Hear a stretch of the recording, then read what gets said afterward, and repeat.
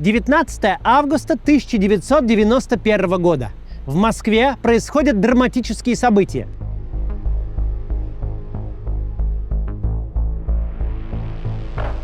Путчисты из ГКЧП вводят в столицу войска. Их цель – отменить курс на демократизацию, начатый Горбачевым за несколько лет до этого. Они считают, курс этот грозит распадом СССР, поэтому перестройку нужно немедленно прекратить. Но далеко не всем нравится перспектива вернуться во времена Андропова, Брежнева и прочих деятелей. Россияне выходят на улицы Москвы и других городов страны, протестуя против ГКЧП. Поворачивайте обратно! Ребята, подумайте, Народом что мы делать. воевать не будем. Подумайте. Возглавляет это сопротивление президент России Борис Ельцин. Утром он приезжает в Белый дом, где находится его рабочий кабинет. Мы имеем дело с правым, реакционным, антиконституционным переворотом. Кажется очевидным, у Ельцина нет никаких шансов победить в этом противостоянии.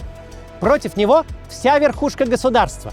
Министр обороны и внутренних дел, руководитель КГБ. Во главе путчистов стоит вице-президент СССР, а где находится Горбачев и на чьей он стороне, неизвестно. У Ельцина нет ничего. Нет своих вооруженных сил, милиции, спецслужб. Он даже не глава независимого государства. Ельцин руководит РСФСР, республикой в составе Советского Союза. Все, что Ельцин может противопоставить 3-миллионной советской армии, несколько тысяч безоружных защитников Белого дома, сооружающих баррикады из троллейбусов. И 3 танка, перешедшие на сторону российского руководства ранним утром 19 августа. Здравый смысл говорит, сопротивление бесполезно. Нужно договариваться с путчистами, искать компромисс, в крайнем случае бежать. И такие предложения Ельцину поступают. Американское посольство, расположенное в 2 шагах от Белого дома, готово предоставить российскому президенту убежище. Но он отвергает подобные предложения. Около полудня 19 августа Ельцин поднимается на один из танков, которые перешли на сторону защитников Белого дома, и зачитывает свое обращение к гражданам России, объявляя ГКЧП и все их решения незаконными. Поскольку телевидение не дают, радио не дают, Тихо! я зачитываю. Гражданам России. В ночь с 18 на 19 августа 1991 года отстранен от власти законно избранный президент страны. Какими бы причинами не оправдывалось это отстранение, мы имеем дело с правым, реакционным, антиконституционным переворотом. С этого момента начинается 3-дневное противостояние, которое закончится поражением путчистов. Борис Ельцин, принявший совершенно контринтуитивное решение вступить с ними в борьбу, окажется победителем и станет национальным героем.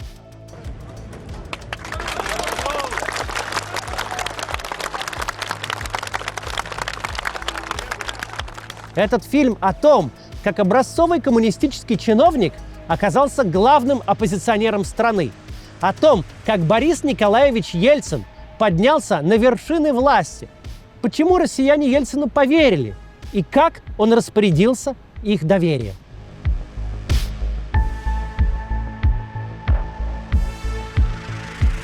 Вернемся на четверть века назад. 9 апреля 1968 года. Борис Ельцин входит в здание областного комитета ЦК КПСС на проспекте Ленина в Свердловске. Сегодня это Екатеринбург. Это его первый рабочий день в обкоме. Ельцин уже не юноша, ему 37 лет. Он сделал неплохую карьеру в сфере строительства, но принял решение радикально изменить жизнь и пойти по партийной стезе. Решение это весьма неожиданное. Ведь семейная история Ельцина не располагала к тому, чтобы он стал убежденным коммунистом. Оба его деда крестьяне, оба раскулачены и сосланы. Один из них ослеп и умер в ссылке. Отец Ельцина и его дядя уехали в Казань на стройку. Там их арестовали по доносу за обсуждение качества обедов в местной столовой. Оба получили за эти разговорчики по 3 года. А мать Ельцина с 3-летним Борисом выселили из барака, где жили строители с семьями. Они потом еще несколько лет жили на птичьих правах в доме приютивших их людей.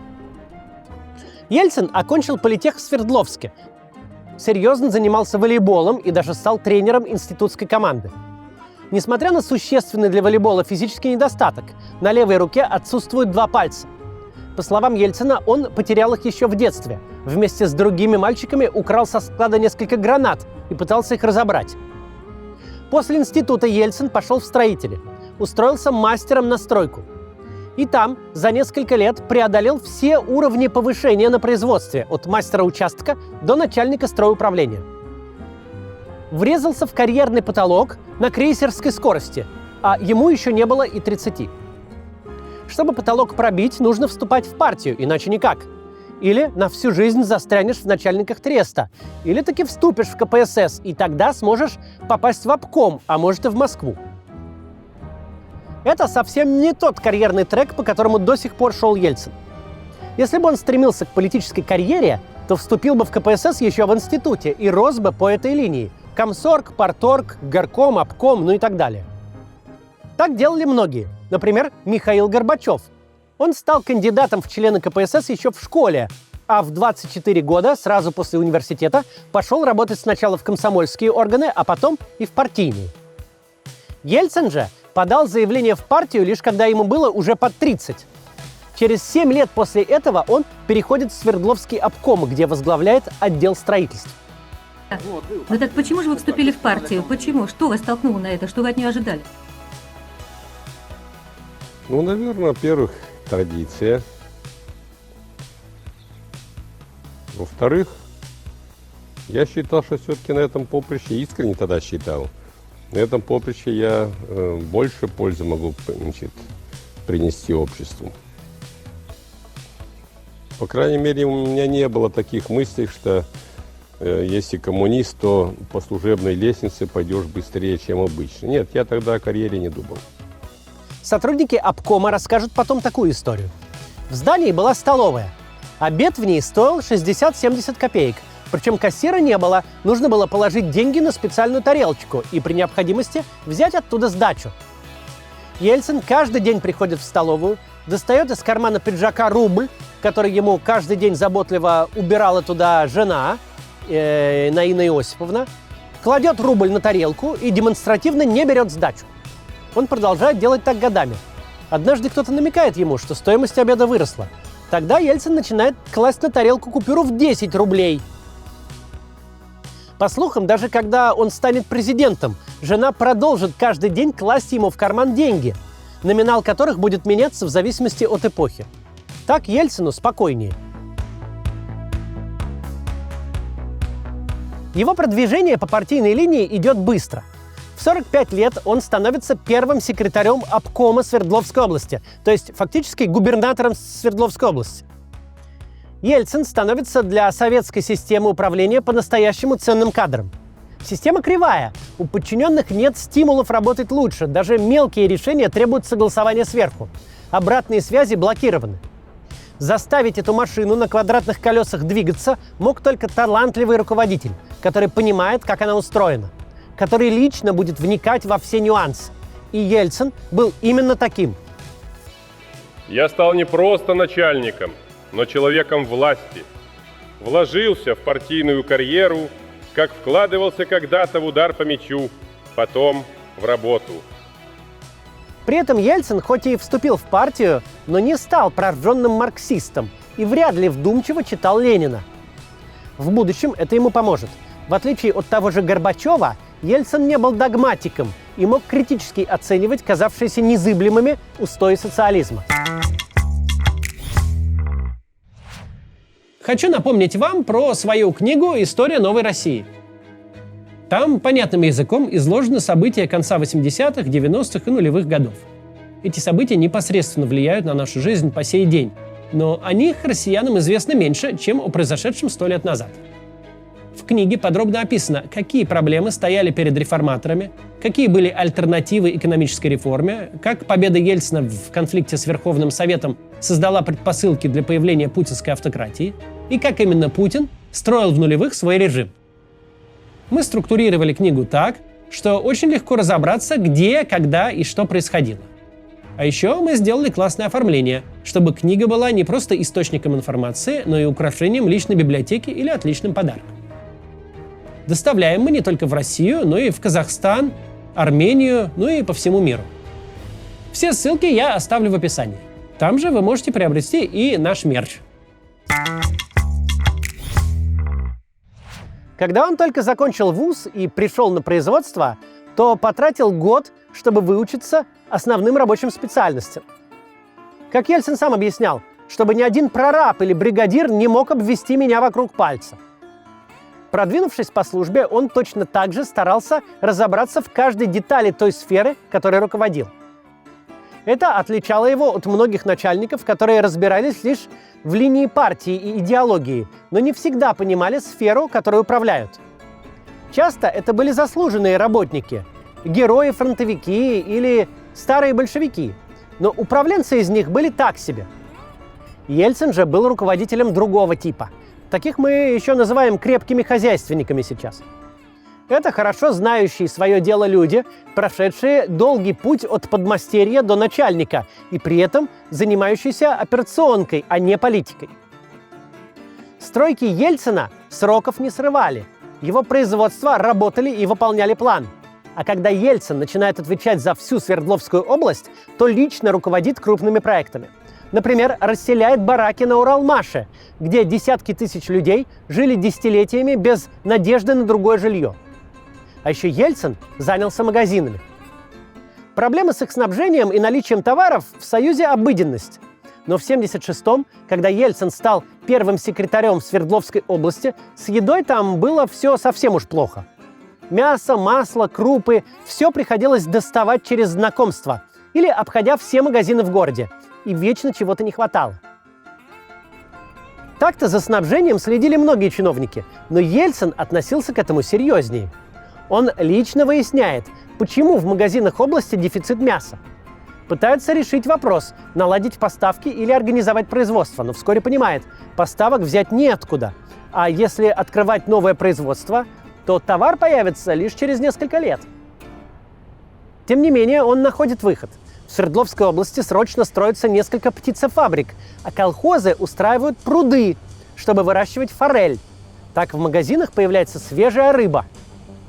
И в дальнейшем Ельцин лично инспектирует магазины и столовые на предприятиях, добивается улучшений в снабжении. Кстати, потом эта убежденность, что он должен контролировать наличие товаров в магазинах лично, останется с ним чуть ли не до самой пенсии. Даже в 90-е в Москве Ельцин мог пойти и проверить случайный магазин.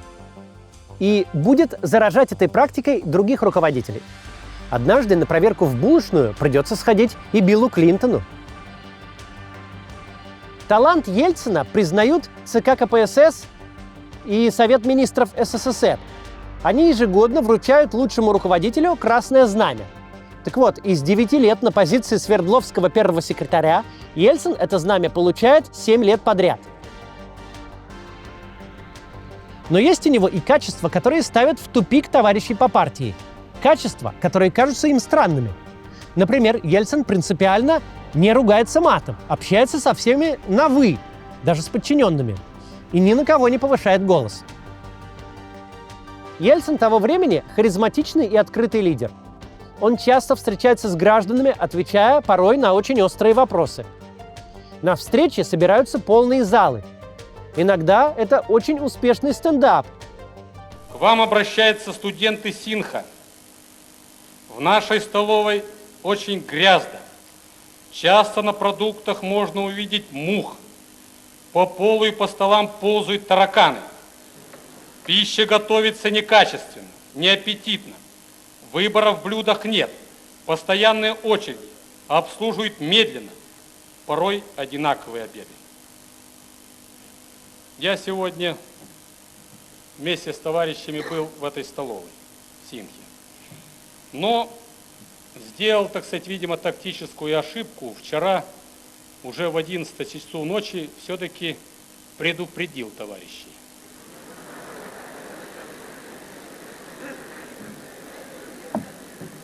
То, что здесь написано, и близко ничего нет. Тараканов нет, смотрели, ходили, мух нет. Выпечки вот так горой навален, даже горячее потрогаешь. Соки, чай, огурцы, помидоры.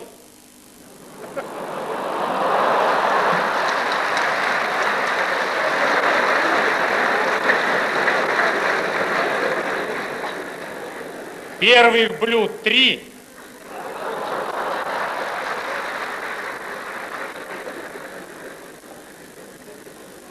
Как реликвию меню взял специально, на память. При этом Ельцин остается советским чиновником. Он встроен в систему и четко подчиняется партийной дисциплине. Из Москвы приходит указание снести Ипатьевский дом, тот самый, в котором расстреляли семью императора Николая II. И Ельцин сносит. Причина сноса проста. В Свердловске бывают иностранцы, они интересуются зданием и связанной с ним историей. По нынешним меркам такой снос – трагедия и варварство. Здание само по себе было архитектурным памятником XIX века, а в нем еще и произошло событие, повлиявшее на историю страны. Против сноса выступили свердловские историки и краеведы. Но начальство приказало, и Ельцин пригнал технику, чтобы и дом, и окружающую застройку сравнять с землей. Ельцин также включает в публичные речи пышные похвалы советскому строю и компартии. В сети полно таких видео. Это сейчас сказанное выглядит лицемерием, но тогда это был обычный ритуал, без которого оставаться на руководящей должности было невозможно. Каждый из нас постоянно ощущал, какой трудной и напряженной была работа Центрального комитета, его политбюро, лично товарища Брежнева. Впрочем, Ельцин в Свердловске не только сносил, но и строил. По его распоряжению возводится новое здание обкома партии. На улице, которая теперь носит имя Бориса Ельцина, а тогда называлась улицей 9 января, появляется 24-этажное здание, облицованное белым мрамором. Оно получает неофициальное название «Белый дом». В 80-м году Ельцин присутствует на начале строительства Свердловского метрополитена. Ельцину лично пришлось убеждать Брежнева в необходимости такого строительства. По словам самого Ельцина, он буквально продиктовал генеральному секретарю проект соответствующей резолюции Политбюро. Правда, первый поезд по Свердловскому метрополитену поедет только в 1991 году, и проект реализуется лишь частично. Но по тем временам сама затея была весьма впечатляющей, и Ельцин смог выбить под нее средства. Гражданам Ельцин нравится, управлять умеет, начальство тоже не раздражает. Из Москвы за ним внимательно следят. В 85-м умирает Константин Черненко, заканчивается гонка на лафетах, и генсеком становится молодой Михаил Горбачев. У него задуманы реформы, ему нужны свежие люди в руководстве. Молодые и компетентные. Соратник Горбачева Егор Лигачев предлагает ему присмотреться к первому секретарю Свердловского обкома. Так, в апреле 85-го Ельцина переводят на работу в Москву, в Центральный комитет КПСС. А в декабре он становится первым секретарем Московского горкома, то есть фактически мэром Москвы. Последний день, ухожу.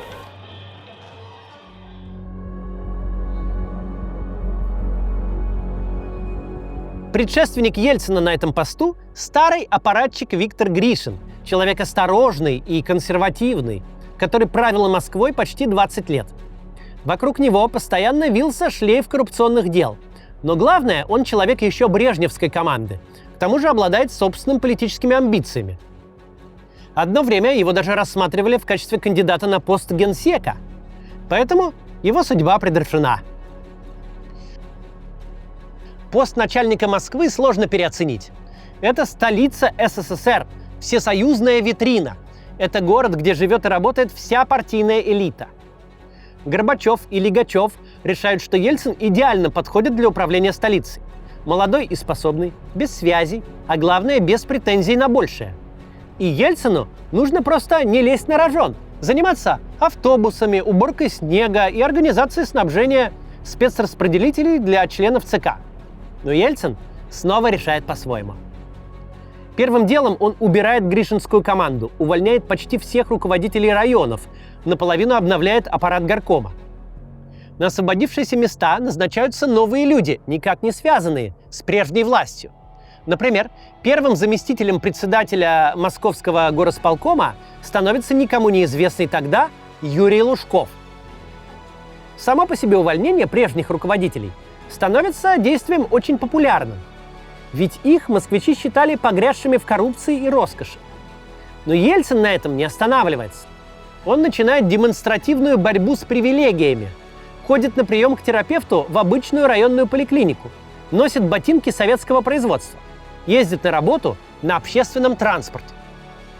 Чаще всего это игра на публику. Служебная «Волга» везет Ельцина на работу и высаживает за пару остановок до. Там он садится в троллейбус, его узнают, успевают задать несколько вопросов, а Ельцин ответить полно и обстоятельно, а потом прощается с товарищами, выходит и идет на работу. Также Ельцин заходит и в магазины, встает в очередь за колбасой вместе с москвичами. Тут же при покупателях делает внушение руководству. Почему, мол, товарищи, торгуем из-под прилавка?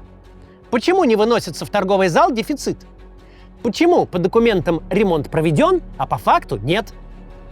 Вот как об этом вспоминает Александр Карраков, который тогда был его телохранителем. Однажды Борис Николаевич строгим, требовательным голосом о чем-то спросил продавщицу. Она ответила нагло: «Шел бы ты отсюда». На шум прибежал директор и с ужасом в глазах, посмотрев на Ельцина, сразу сообразил, в чем дело. Но Борис Николаевич с невозмутимым лицом продолжил диктовать замечания, которые я записывал в блокнот. Сейчас, возможно, вспоминать об этом смешно, но тогда он поступал правильно. Ему поручили навести порядок в Москве, и он наводил. Ельцину удается ловить за руку подворовывающее начальство. Это несложно, ведь система так устроена, что подворовывают все, и все же закрывают на это глаза. Но Ельцин не закрывает. Популярность Ельцина в Москве растет. Его обсуждают в курилках на работе, на кухнях дома. Мол, наконец свой человек, говорит как есть. Давно уже пора завязывать с березками для всей этой номенклатуры. Пусть поживут, как обычные люди. Объявленная Горбачевым перестройка дает Ельцину все основания так действовать. Он ведь буквально делает то, о чем говорит Горбачев. Система управления в Москве становится эффективнее. Общение с москвичами обеспечивает гласность и плюрализм мнений. Просто Ельцин заходит дальше, чем хотелось бы союзному руководству. Гораздо дальше. При Ельцине в Москве появляется первая полностью пешеходная улица – Арбат. Хотя этот проект разрабатывался уже несколько лет, право перерезать ленточку в 86-м выпадает именно Ельцину. Обновленный Арбат превращается в туристическую Мекку. Когда в позднеперестроечные годы в СССР потянутся иностранцы, Арбат станет для них центром притяжения. Ельцин возобновляет в Москве ежегодные празднования Дня города. Последний раз этот праздник отмечался аж в 1947-м, еще в сталинские времена. В 1987-м, к 840-летию столицы, торжества особенно пышные. По всему городу открываются продуктовые ярмарки, где можно достать дефицитные товары. Это безумно радует москвичей. На Садовом кольце проходит парад ретро-автомобилей. По Москве-реке идут праздничные баржи. На Красной площади традиционная для той эпохи демонстрация трудящихся. Ее принимает Ельцин с трибуны Мавзолея. Это очень серьезное нарушение негласного советского протокола. До сих пор невозможно было себе представить, чтобы какой-то там первый секретарь горкома мог стоять на трибуне Мавзолея без первых лиц государства. Ельцин не особо нравится сотрудникам московского партаппарата и исполнительных органов. Каждую пятницу, невзирая на погоду, он заставляет их выходить на улицу и заниматься ручным трудом. Убирать снег, подметать дворы, красить заборы. Это тоже популистский ход. Особой пользы хозяйству такая деятельность не приносит. Зато москвичам доставляет удовольствие, что всяких партийных небожителей выгоняют на мороз с метлами в руках. Кому же не понравится такое? Растущая популярность Ельцина и его демонстративный демократизм не нравятся очень многим в партийной верхушке. Мол, что ж получается, это и мы должны стоять в очередях и ездить на троллейбусах, что ли? Какой-то выскочка с Урала, которому Политбюро оказало невероятную честь, переведя на работу в Москву, вместо того, чтобы сидеть тихо и обслуживать интересы этого самого Политбюро, вдруг ставит под вопрос образ жизни советской элиты. Главным оппонентом Ельцина становится человек, который был инициатором его переезда в столицу – Егор Лигачев. Лигачев фактически второй человек в стране, секретарь ЦК КПСС по организационно-партийной работе и идеологии. Он консервативнее и старше Ельцина с Горбачевым. Начал свою партийную карьеру еще при Сталине. В Политбюро, помимо прочего, Лигачев отвечает за кадры. И в его зоне ответственности задвинуть чрезмерно ретивого Ельцина. Лигачев постоянно критикует того на заседаниях Политбюро, намекает, что Ельцина, если он не уймется, вскоре могут снять с его поста. Очевидно, что Ельцину эту борьбу не выиграть. Он человек в Москве новый, за него никто не держится и держаться не будет. Логичнее всего отступиться, выждать, но Ельцин фактически ставит Горбачева перед выбором – избавиться либо от Лигачева, либо от Ельцина. В сентябре 1987-го, после очередной публичной выволочки от Лигачева, Ельцин пишет генеральному секретарю письмо, где называет нападки Лигачева скоординированной травлей, говорит, что не может в таких условиях продолжать работу и просит освободить себя от должности первого секретаря Московского горкома и кандидата в члены Политбюро. Ельцин рассчитывает, что Горбачев постарается замять скандал и прикажет Лигачеву придержать коней. Ведь впереди празднование 70-летия Октябрьской революции. В такой момент нельзя демонстрировать отсутствие единства в рядах Политбюро. Да и отставка московского градоначальника в разгар подготовки к юбилею – вещь неприемлемая. Но Горбачев скандал не заминает. Он просто звонит Ельцину и говорит: «Давай после праздников». В смысле, вернемся к этому вопросу в середине ноября, когда все мероприятия закончатся. Ельцин вроде бы и соглашается. В конце октября в Москве проходит пленум ЦК, посвященный грядущему празднику. Мероприятие чисто протокольное. Горбачев читает доклад о подготовке к торжествам. Доклад дочитан. Осталось посовещаться, принять резолюцию, и можно расходиться. Председательствующий Лигачев ритуально спрашивает, нет ли у товарищей вопросов по докладу, и даже не реагирует поначалу на то, что у кого-то вопрос действительно есть. По поводу случившегося дальше мнения расходятся. Кто-то утверждает, мол, Ельцин сам вызвался выступить. Кто-то, что его выступление организовал и настоял на нем Горбачев.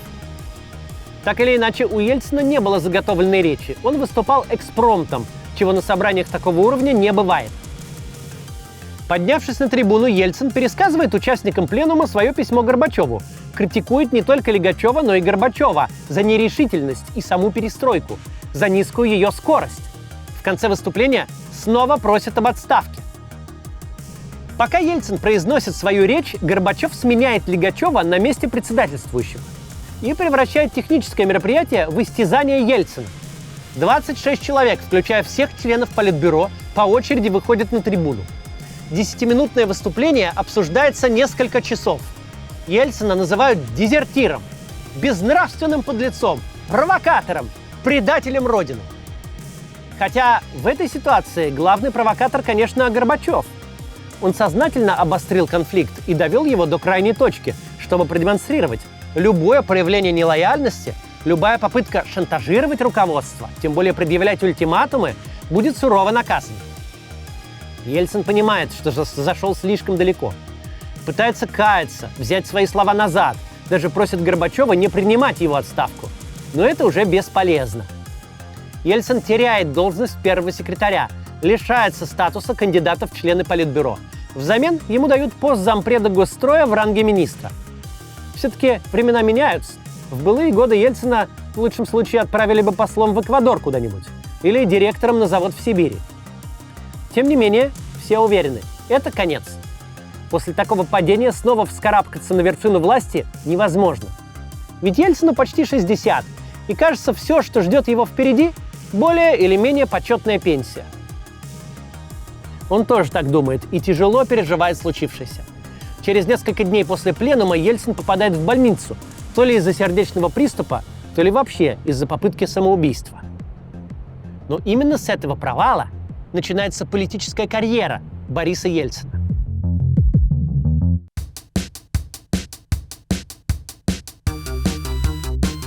При всей своей прогрессивности Горбачев продолжает жить в убеждении, что политика – это исключительно дело Политбюро, что только партийная верхушка может определять, кого поднять на пьедестал, а кого убрать со сцены. Так было прежде, но начатая Горбачевым перестройка изменила расклад. Теперь источник политической легитимности не решение Генсека, а поддержка граждан. И Борис Ельцин становится первым человеком в нашей стране, которому доведется испытать это на себе. Новости о том, что Ельцин выступил против заржавшихся бюрократов на пленуме и за это пострадал, в считанные дни расходятся по столице. Хотя никаких официальных сообщений об этом не было. Никто не знал, что именно сказал Ельцин, но люди очень хотят узнать. Речь нужна публике, и она появляется. Фейковую версию написал редактор «Московской правды» Михаил Полторанин. Согласно этой фейковой версии, Ельцин на пленуме потребовал вывода войск из Афганистана, выступал за справедливость против привилегий, бюрократии и номенклатуры. И пустил шпильку в адрес Раисы Максимовны Горбачевой. Вот, например, выдержка из написанного. Мне трудно объяснить рабочему завода, почему на 70-м году жизни его политической власти он должен стоять в очереди за сосисками, в которых крахмала больше, чем мяса. А на наших, товарищи, праздничных столах есть и балык, и корка, и другие деликатесы, полученные без хлопот там, куда его и близко не пустят. Неожиданно для себя Борис Ельцин оказывается человеком, который в одиночку противостоит всей коммунистической системе. Да, он решил вступить в борьбу с Лигачевым и с треском ее проиграл, но получил взамен нечто намного более ценное, чем кресло в Политбюро – статус главного оппозиционного политика страны. Ельцина не показывают по телевидению, о нем не сообщают газеты. Опального политика официально будто не существует вовсе. Но о нем знает и говорит вся страна. В кабинет Ельцина в Госстрое приходят с просьбами отовсюду. Навести порядок и наказать заржавшихся чиновников. Почтальоны мешками приносят письма, которые пишут Ельцину отчаявшиеся граждане. Конечно, в новой должности у Ельцина нет никаких рычагов влияния. Но он все еще член партии и ЦК и может использовать партийные мероприятия в качестве своей трибуны. Мы все время призываем к единству партии, понимая под этим словом единство как унификацию мнений, умов и так далее. Но ведь не может быть такого, что человек вот думает так, и все остальные тоже должны обязательно думать только так. На лето 1988 года как раз назначено такое мероприятие – 19-я Всесоюзная конференция КПСС. Положение у Горбачева сложное. Он пытается проводить реформы, постоянно сталкиваясь с сопротивлением партийных консерваторов и силовиков, которых перемены пугают. Ему нужна поддержка. В идеале съезд КПСС, но до следующего съезда еще 2 года. Тогда он задумывает провести конференцию. Как бы съезд, но на минималках. Последний раз такая конференция проходила еще до войны, и Горбачев решает реанимировать этот формат. Конечно, он рассчитывает на правильно подобранный состав этой конференции. В СССР существует устоявшаяся система отбора людей в такие органы со всесторонними фильтрами, чтобы туда попали только те, кто должен. Ельцин собирается участвовать. Его выдвигают партийные организации и в Москве, и в Свердловске. Но вышестоящие парторганизации не позволяют ему пройти фильтр. Поднимается скандал, и в конце концов из ЦК приходит указание пропустить кандидатуру, но от маленькой Карелии. Однако попасть на конференцию мало, нужно еще добиться выступления. Карельскую делегацию сажают как можно дальше, на балкон. До президиума, где шли выступления, нужно идти по длинной лестнице через отдельный вход, который охраняется чекистами. Ельцин пытается добиться слова по регламенту, посылает записки с запросами. Его игнорируют. В последний день, когда выступления заканчиваются, Ельцин предупреждает карельскую делегацию. Говорит, придется брать трибуну штурмом. Ельцин доходит до охраняемых дверей, непринужденно просит впустить, и его пропускают. Тогда Ельцин поднимает над головой свой красный депутатский мандат и идет через весь зал к президиуму. Тут уже вся конференция обращает на него внимание. Люди понимают, опальный Ельцин требует слова, а ему не дают. Делегат на трибуне даже говорить перестал. Ельцин требует от Горбачева дать ему выступить. Или пусть этот вопрос голосованием решает конференция. Отказать Ельцину в такой ситуации – публичное проявление слабости. Горбачев передает, даст слово, но пока пусть Ельцин пройдет в комнату президиума. Ельцин понимает, если он выйдет из зала, обратно его не пустят. Не слушает он и сотрудника партаппарата, который пытается отправить его обратно на балкон, чтобы там дождаться предоставленного слова. Ельцин садится прямо в первом ряду в центре на свободное место. Деваться некуда. Ельцину дают слово. Ситуация максимально публичная. Это не кулуарный пленум, а зал, набитый делегатами со всей страны и журналистами. Выступление это видит вся страна в прямом эфире по телевидению. Ельцин проходится по Лигачеву. Говорит, что без него перестройка пошла бы быстрее. Заявляет, что Компартия недемократична, не справляется с перестройкой, а за 70 лет не справилась даже с тем, чтобы накормить и одеть народ. Говорит, что выборы должны быть всеобщими, прямыми и тайными, что выборные должности следует ограничить 2 сроками. Он говорит о свободе слова, требует отмены привилегий. У нас во всем привыкли обвинять умерших. Сдачи тем более не получишь. Сейчас получается, в застое виноват один только Брежнев. А где же были те, кто по 10, 15, 20 лет и тогда, и сейчас в Политбюро? Каждый раз голосовали за разные программы. Почему они молчали, когда решал один с подачи аппарата ЦК судьбы партии, страны, социализма? Доголосовали из-за 5-й звезды у одного и кризиса общества в целом. Партийное руководство возмущено. Товарищи берут слово, пытаются осадить Ельцина. И тогда рождается самый яркий мем 80-х. Лигачев говорит: «Ты, Борис, не сделал правильных политических выводов». Эту фразу, усеченную до «Борис, ты не прав», цитируют по всей стране. Накопившийся протест выражают плакатами, значками на одежде, надписями на стенах. «Борис, ты прав». Ельцин закрепляет свою роль главного оппозиционера. В его поддержку собираются многотысячные митинги. Само его имя – лозунг для тех, кто надеется на перемены. Горбачев же продолжает свою борьбу за перестройку. Пытается сократить влияние консервативных сил, для чего инициирует создание нового органа власти – Съезда народных депутатов СССР с настоящими альтернативными выборами. Ну, почти. 1500 депутатов избираются, а еще 750 назначаются от Компартии, комсомола, профсоюзов и других подконтрольных КПСС организаций. Это возможность для Ельцина. Ему даже кампанию вести не надо, настолько он популярен. Ельцин баллотируется в Москве. Противостоит ему другой крепкий хозяйственник, директор ЗИЛа Евгений Браков.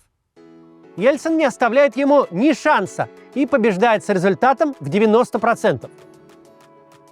На этом съезде формируется целая оппозиционная межрегиональная депутатская группа, куда помимо Ельцина входят Анатолий Собчак, Андрей Сахаров, Галина Старовойтова и Элла Памфилова. Более 15% съезда вступают в эту открытую оппозицию. Съезд превращается в трибуну гласности. Его транслируют по телевидению. В эфир выходят выступления оппозиционеров-демократов. Это не постоянный орган. Он собирается дважды в год. А между съездами органом высшей власти становится Верховный Совет СССР, избираемый съездом. Для партийной верхушки важно, чтобы Ельцин туда не прошел. Против его избрания действует целая коалиция. И Ельцин не проходит. Однако в его пользу от мандата отказывается один из депутатов, Алексей Казанник. Я прошу вас включить без голосования в состав Совета национальностей Бориса Николаевича Ельцина. Только на этих условиях я снимаю свою кандидатуру. Так Ельцин оказывается в Верховном Совете СССР. теперь он уже не просто оппозиционер-одиночка. Ельцин – главная фигура съезда народных депутатов. За их выступлениями следит вся страна. К этому моменту конфликт между Ельциным и Горбачевым перестал быть просто борьбой за власть. Они стали олицетворением противоположных стратегий решения главной проблемы страны – экономической. Ко второй половине 80-х советская плановая экономика перестает работать, дефицит нарастает. Даже базовые продукты, вроде молока и мяса, приходится буквально добывать через знакомство, покупать из-под прилавка. Достать же качественную одежду и обувь и вовсе невозможно. Несколько десятилетий экономическое благополучие СССР обеспечивалось экспортом нефти и газа на Запад. Но цены на нефть рухнули, и поток нефтедолларов иссяк, а ведь на них, на Западе, покупали продовольствие.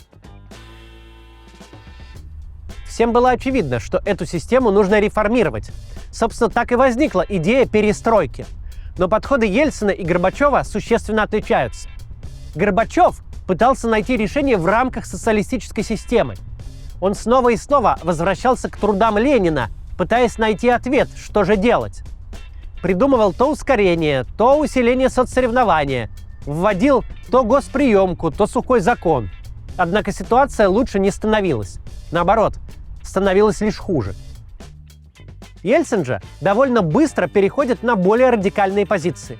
Он начинает говорить уже не о реформировании плановой экономики, а о ее полном демонтаже и переходе на рыночные рельсы.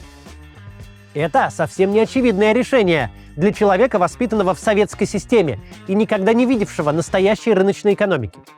Возможно, дело в том, что Ельцин, в отличие от Горбачева, не был по-настоящему идейным коммунистом.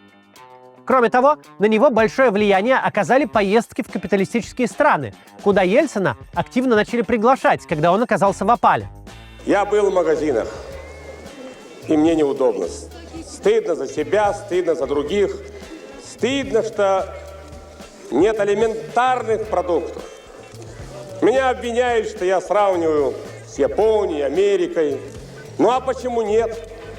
Почему не сравнивать Японию, которая после войны за 40 лет стала процветающей страной, а мы за 73 года так и ходим. Мне Травкин рассказывал, Николай Ильич, я с ним не ездил, они с Ельциным ездили в Швецию. И зашли там в супермаркет какой-то в 6 утра. И вдруг обнаружили там свежую клубнику, обнаружили там ананасы, обнаружили парное мясо. И Ельцин заплакал. Прям там. Вот. Потом то же самое было, когда Ельцин был в Америке. Он видел, и он стал задавать такой вопрос. А что, в чем отличие между Россией, допустим, и Швецией, Россией и Америкой? Выяснилось, что там конкуренция, свободное ценообразование, частная экономика, малый и средний бизнес и так далее. И он уже тогда, понимая вот эту разницу и занимаясь поставками продуктов питания в рамках суповых наборов, а это такие были кости, да, полуобглоданные, вот, или выдачей там 300 грамм масла в месяц или бутылки водки на неделю, да, вот этим всем занимаясь, будучи секретарем обкома и в Свердловске, и в Москве, вот, он вдруг понял, что все равно надо это делать. То есть это он не понимал экономически, но он понимал чисто политически, что это надо делать. В сентябре 89-го Ельцину приходит приглашение посетить Соединенные Штаты. Ему предложили не просто съездить, но и денег заработать, выступая в университетах, think-танках и перед интересующимися гражданами с лекцией «Будущее советской демократии». К такому подходу Ельцин не готов и намерен отказаться. Условия поездки меняют. Договариваются, что на гонорар будут закуплены шприцы для советских больниц. Тогда эпидемия СПИДа становится глобальной проблемой. Безопасные одноразовые шприцы нужны Советскому Союзу как воздух. Когда-то в школе я проходил теоретический постулат об эксплуатации человека человеком при капитализме. Теперь же этот неоспоримый тезис я испытал на собственной шкуре. Я спал по 2-3 часа в сутки, перелетал из одного штата в другой. За день проходило по 5-7 встреч и выступлений, и так всю неделю без остановки. Ельцин встречается с Рейганом, тогда уже экс-президентом Соединенных Штатов, и встречается с Бушем-старшим. Но самое яркое впечатление получает, как и в Швеции, от супермаркета. Когда я увидел эти полки с сотнями, тысячами баночек, коробочек, мне впервые стало откровенно больно за нас, за нашу страну. Довести такую богатейшую державу до такой нищеты страшно. К этому периоду относится одна из самых загадочных страниц биографии Ельцина. Речь про падение с моста. Поздно вечером 28 сентября 1989 года Ельцин, народный депутат и член Верховного Совета СССР, едет на служебной машине к своему другу, который жил в поселке Успенское на Рублевском шоссе. Примерно за полкилометра до места он отпускает водителя, потому что хочет пройтись пешком. Что происходит дальше, непонятно. Около полуночи Ельцин стучит в дверь милицейского поста на въезде в Успенское. Он мокрый, замерзший, а из одежды на нем лишь трусы. Милиционеры вызывают начальника его охраны Александра Коржакова. Тот опишет увиденное так. Борис Николаевич лежал на лавке в милицейской будке неподвижно, в одних мокрых белых трусах. Растерянные милиционеры накрыли его бушлатом, а рядом поставили обогреватель. Но тело Ельцина было непривычно синим, будто его специально чернилами облили. Заметив меня, Борис Николаевич заплакал. «Саша, посмотри, что со мной сделали». Ельцин объясняет случившееся так. Когда он шел пешком, сзади подъехала машина. Оттуда выскочили люди, надели Ельцину мешок на голову и затащили в автомобиль. Через несколько минут его привезли на мост через Москву-реку возле Успенского и сбросили вниз. Вода была холодной, но Ельцину удалось выбраться на берег, где он снял с себя мокрую одежду и отправился за помощью. Начинается расследование. Инцидент обсуждается на уровне Политбюро. Все-таки речь о покушении на самого популярного политика в стране. Однако следов злоумышленников найти не удается. Да и в целом рассказ Ельцина вызывает вопросы. Река в том месте мелкая, при падении с высоты он должен был погибнуть или покалечиться. Ельцин старается замять эту историю, просит не продолжать расследование, что вызывает лишь новую волну слухов. Например, о том, что он упал в реку, будучи пьяным, хотя, по словам водителя, Ельцин вышел из автомобиля абсолютно трезвым. Или что он неудачно сходил на свидание к любовнице. Что произошло на самом деле, до сих пор неизвестно. История с мостом вовсю обсуждается в СМИ. Но она не вредит репутации Ельцина. Настолько высоки ожидания от него, настолько сильна надежда. Эволюция Ельцина от послушного коммуниста к убежденному демократу и стороннику рынка идет полным ходом. Да и в процессах на высшем уровне власти в Москве происходит сдвиг. Раньше практически все важные события происходили в органах СССР. Теперь же все больше веса приобретает происходящее в России, в РСФСР. Власть утекает из союзного центра в республики, ускользая из рук коммунистической партии.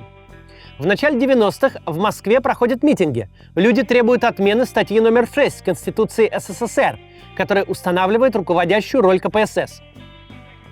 Чтобы не опираться только на свою партийную должность генсека в слабеющей партии, Горбачев протаскивает через съезд СССР создание должности президента СССР и тут же в марте 90-го на нее избирается голосованием депутатов съезда. Тогда же в марте 90-го Ельцин выигрывает выборы и становится народным депутатом РСФСР от Свердловска. А в мае председателем Верховного Совета РСФСР. Опала закончилась. Теперь Ельцин не какой-то там зампред госстроя, он главный человек в главной союзной республике. И это не Горбачев его туда назначил, а его избрали. Его массово поддерживают граждане. Такой ситуации в нашей стране еще не было. Помню, как мы с Львом Сухановым впервые вошли в кабинет Воротникова, бывшего до меня председателем Президиума Верховного Совета РСФСР. Кабинет огромный, и Лев Евгеньевич изумленно сказал: «Смотрите, Борис Николаевич, какой кабинет отхватили». «Ну и что дальше?» – подумал я. «Ведь мы не просто кабинет, целую Россию отхватили». И сам испугался этой крамольной мысли. 12 июня съезд народных депутатов РСФСР принимает декларацию о государственном суверенитете России. Российская власть декларирует приоритет российского законодательства над союзным. В июле 90-го открывается 28-й съезд КПСС, последний в истории. Партия, как и вся страна, в глубоком кризисе. Съезд больше не похож на торжественные мероприятия прежних времен. Он начинается с предложения одного из делегатов отправить Горбачева в отставку. Предложение не проходит, но задает тональность всему съезду. Партия раскалывается на сторонников умеренных реформ во главе с Горбачевым и сторонников радикальных реформ, которых возглавляет Ельцин. Впрочем, Ельцин не намерен сражаться за демократизацию партии. Прямо с трибуны съезда он объявляет о выходе из КПСС. Поэтому я в соответствии со своими обязательствами, данными в предвыборный период, заявляю о своем выходе из КПСС, чтобы иметь большую возможность эффективно влиять на деятельность Советов, готов сотрудничать со всеми партиями и общественно-политическими организациями.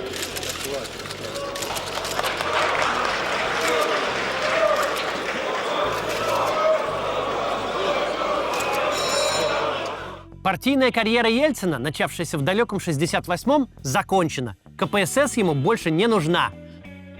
Он теперь глава России. Он представляет россиян, не только коммунистов. Горбачев же пытается придумать способ сохранить Советский Союз, который стремительно разваливается. В марте 91-го проходит референдум. Вопрос сформулирован хитро. Граждан спрашивают, хотят ли они сохранения СССР как обновленной федерации равноправных суверенных республик. Что значит обновленный? Что такое равноправные суверенные республики, не объясняется. Это как голосование за все хорошее против всего плохого.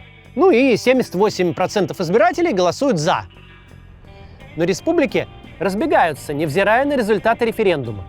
Литва, Латвия, Эстония и Грузия объявляют о своей независимости.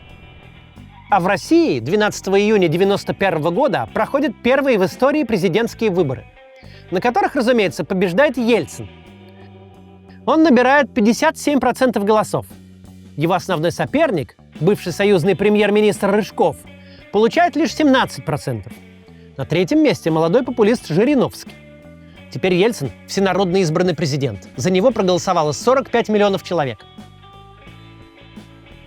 В отличие от Горбачева, выбранного на пост советского президента голосами менее чем 1500 депутатов. Горбачев на всеобщие выборы не решился, а Ельцин решился. В этом было фундаментальное различие и их характеров, и полученного ими политического статуса. Кстати, на тех выборах в связке с президентом России избирался и вице-президент на американский манер. Ельцин, желая привлечь голоса консервативных избирателей, берет в вице-президенты военного летчика, героя афганской войны Александра Рудского. Этот тандем продержится недолго. В 1993-м Рудской будет одним из главных оппонентов Ельцина в его кровавом противостоянии с Верховным Советом.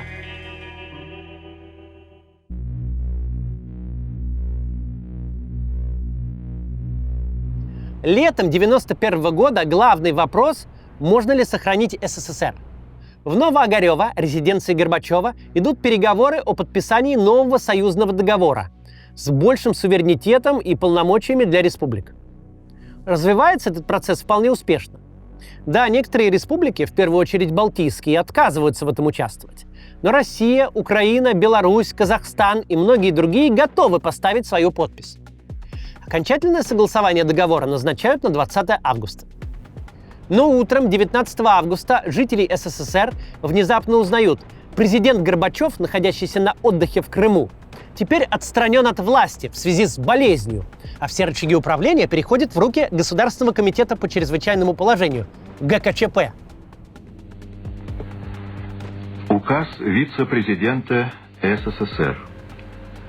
В связи с невозможностью по состоянию здоровья исполнения Горбачевым Михаилом Сергеевичем своих обязанностей президента СССР на основании статьи 127.7 Конституции СССР вступил в исполнение обязанностей президента СССР с 19 августа 1991 года. Вице-президент СССР Янаев.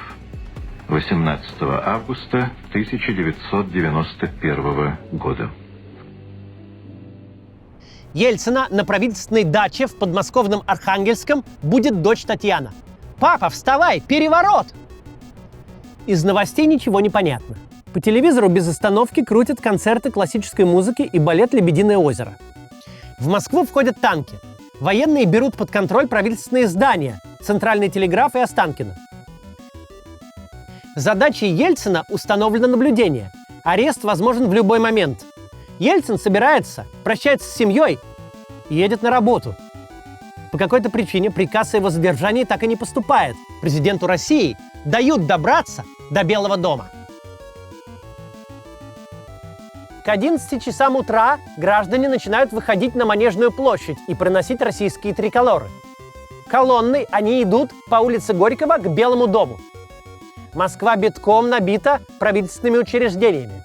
Но все это органы власти СССР, а Белый дом – Дом Советов РСФСР. Это российская власть, это надежда на перемены, поэтому граждане идут его защищать. Взять Белый дом штурмом и арестовать Ельцина технически задача не такая сложная. Но большое количество защитников перед ним превратило бы такую операцию в кровавую баню. Погибли бы сотни, если не тысячи безоружных людей. Поэтому отдать письменный приказ члены ГКЧП не решаются. А устные приказы военные выполнять не спешат, ведь их тогда сделают крайними.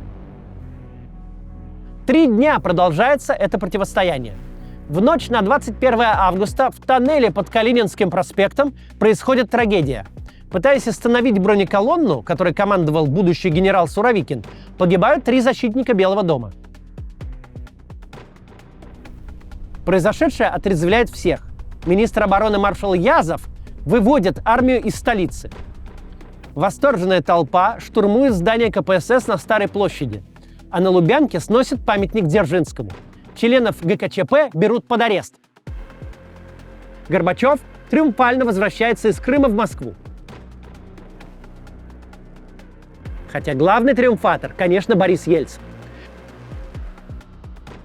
Вопреки всем раскладам, Ельцин выходит победителем из схватки с союзными силовиками. Это точка его наивысшего взлета.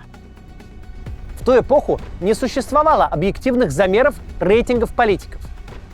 Мы не знаем, какой рейтинг был у Ельцина в августовские дни 91-го, но, судя по всему, он зашкаливал. Вряд ли кто-то в обозримом будущем в России приблизится к той популярности, которая была тогда у Ельцина. Принятое им, пусть и поневоле, решение стать оппозиционером в стране, где оппозиции не было, оказалось абсолютно верным. Именно ему, а не Горбачеву, общество вручает мандат на настоящие перемены. Мандат этот получит и законодательное закрепление. Осенью 91-го съезд народных депутатов России почти единогласно предоставит Ельцину чрезвычайные полномочия для проведения экономических реформ.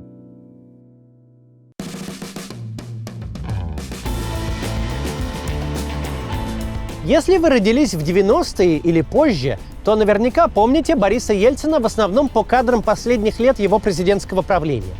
Например, по той новогодней речи, где он объявил о своей отставке. Наверняка вы задавались вопросом, как вообще получилось, что этот пожилой и, очевидно, больной человек, который с трудом может связать пару слов, вообще стал президентом? Как он умудрился выиграть выборы? Как он мог управлять Россией в таком состоянии? Не в этом ли причина, что тот период был таким тяжелым для нашей страны? Дорогие россияне, осталось совсем немного времени до магической даты в нашей истории. Эти вопросы справедливые, если смотреть на историю 90-х в отрыве от того, что было раньше. Если провести линию раздела по 91 году и откинуть все позднесоветские годы. Но если этого не делать, картина получается совсем другой. Борис Ельцин, невзирая на обстоятельства, на шквал критики, насмешки и издевательства, гнет свою линию, выполняет взятые на себя обязательства перед людьми. И на этом пути из довольно молодого, энергичного и безумно популярного политика превращается в уставшего старика. Вся история 90-х – это история о том, как Ельцин проводил обещанные им реформы, подталкивал их, когда они тормозили, сражался с теми, кто обещал реформы отменить.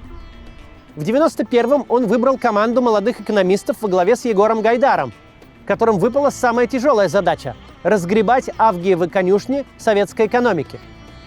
И возглавил правительство. показывая, что это не какой-то там Гайдар занимается самодеятельностью, это я, Борис Ельцин, делаю, что обещал сделать. За считанные недели команда Гайдара сумеет добиться того, что коммунистические лидеры не могли добиться годами. Магазины наполняются товарами, понятие «дефицит» уходит из обихода навсегда. Угроза голода миновала. Но у этого была обратная сторона. Катастрофическое падение уровня жизни граждан. Крушение жизненного уклада целого поколения россиян. Ельцин и Гайдар предупреждали, будет очень тяжело. Но даже они сами не предвидели того масштаба последствий, которые наступят в 1992 году, когда за чертой бедности в одночасье окажутся миллионы людей. Простить последствий этой шоковой терапии им не смогут. На этом моменте многие политики попытались бы дать задний ход. Так поступит большинство российских депутатов. Те же люди, которые голосовали за наделение Ельцина чрезвычайными полномочиями, спустя несколько месяцев переобуются и начнут нещадно критиковать его и правительство за реализацию этих полномочий. Среди критикующих будет и вице-президент Рудской, вместе с которым Ельцин побеждал на выборах. Но Ельцин не переобуется. Он вступает в конфликт с депутатами, защищая курс на реформы.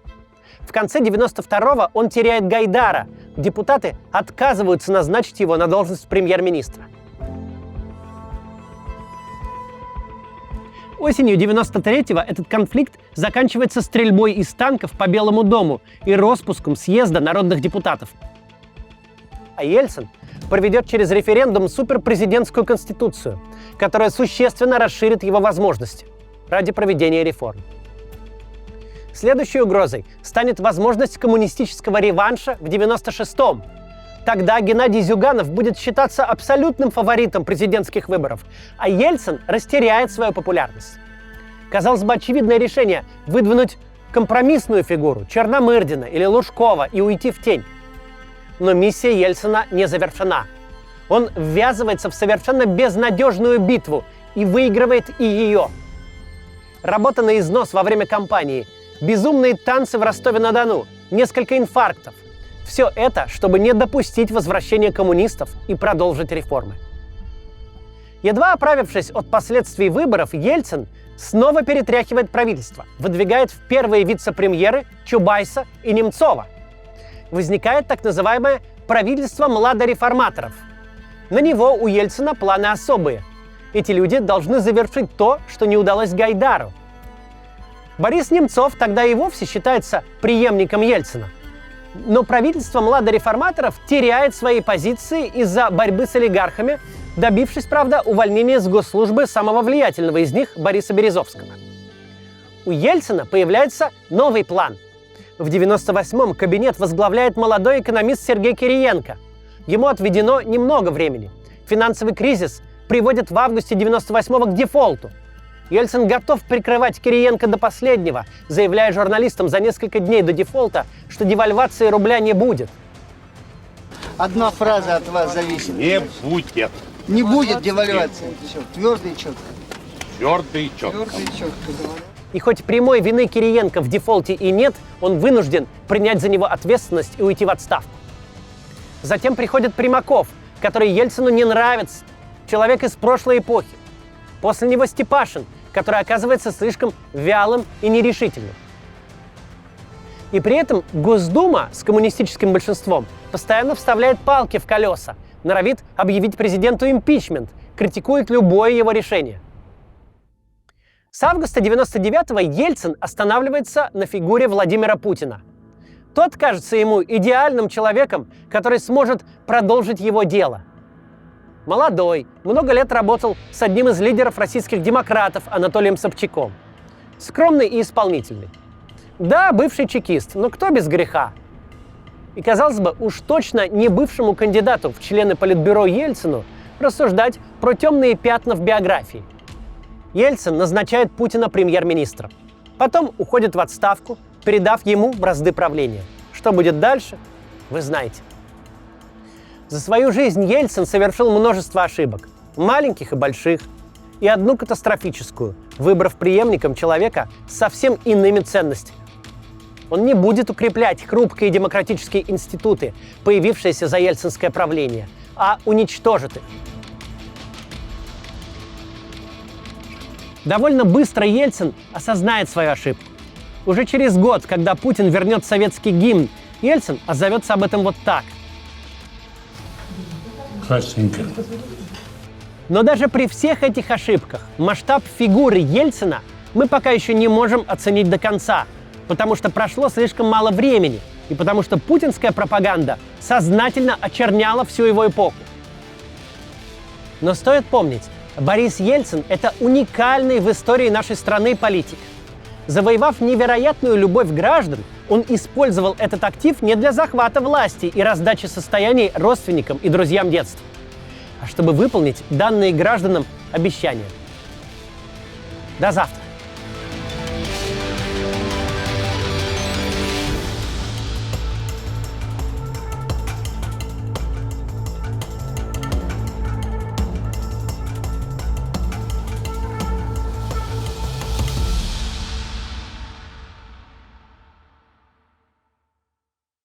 Ельцин-центр открыт и в сегодняшней России.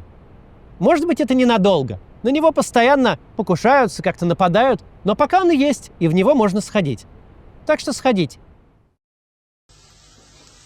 Такой политический поворот в стране, смена, политическая смена, ни в одном она еще государстве не обходилась мирно. У нас не было ни у кого опыта демократического государства со свободой слова и рыночной экономикой.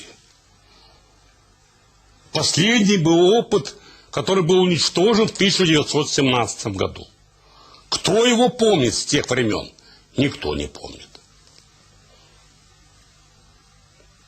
Поэтому на волне вот такого демократической такой эйфории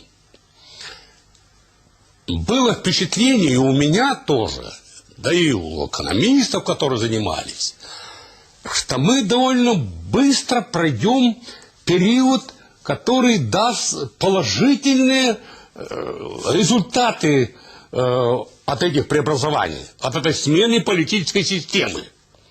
Имеет свое положительное это улучшение в жизни людей. И мы это вслух говорили. Это была ошибка. На такой слом, как показывает история стран мира, нужны десятилетия. 2, 3, 4 десятилетия, но десятилетия, а не 2-3 года и не 500 дней, конечно. Это было наивно. Вот это разочарование. А главное достижение, что большевистская, тоталитарная, коммунистическая система была сломана, создано демократическое государство на общественно-рыночных отношениях экономических, со свободой человека, гражданина, страны. Конечно, не сразу, но эти институты работают, и сегодня они работают. И улучшаются, так сказать, конечно, их функционирование улучшается с каждым годом. Да, был тяжелый период, но надо было всем это пережить.